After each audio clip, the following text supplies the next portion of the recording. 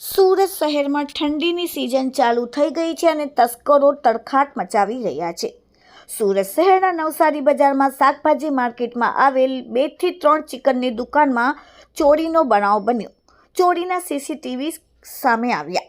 સીસીટીવીમાં સ્પષ્ટપણે દેખાય છે કે ચોરો આવે છે અને ચારો તરફ પહેલા વોચ કરે છે, આસપાસ આટા મારે છે, કોઈ દેખાતું નથી। પછી એક પછી એક દુકાનોમાં શટર તોડીને અંદર ઘૂસે છે। સીસીટીવી કેમેરા હોવા છતાં પણ કોઈ પણ જાતના ડર વગર ખુલ્લા મોઢે કાળા કપડામાં બંને ચોરો આવે છે। જાણે કે પોલીસને ચેલેન્જ કરતા હોય તે રીતે ખુલ્લા મોઢે ચિકનની બંને દુકાનોમાં ઘૂસીને અંદર ઓફિસમાં ઘૂસે છે અને ટેબલના ડ્રોર ખોલીને પૈસા લઈને ચૂપચાપ શાંતિથી ચાલ્યા જાય છે। વિડીયોમાં સ્પષ્ટ દેખાય છે કે ચોરો જોર જબરીથી હાથમાં મોટો ધારદાર હથિયાર લઈને ચિકનની દુકાનો ખોલે છે। લકી ચિકનની અને તેની સાથે અન્ય દુકાનોના શટર ખોલીને ડ્રોર ખોલીને રૂપિયાની ચોરી કરીને ભાગે છે।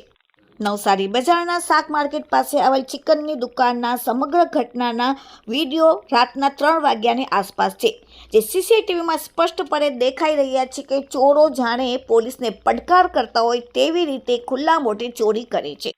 સાથે સાથે લોકોના મુખેથી પોલીસ પેટ્રોલિંગ ઉપર પણ હવે સવાલો ઊભા થઈ રહ્યા છે। Bureau report, daily India TV, Surat.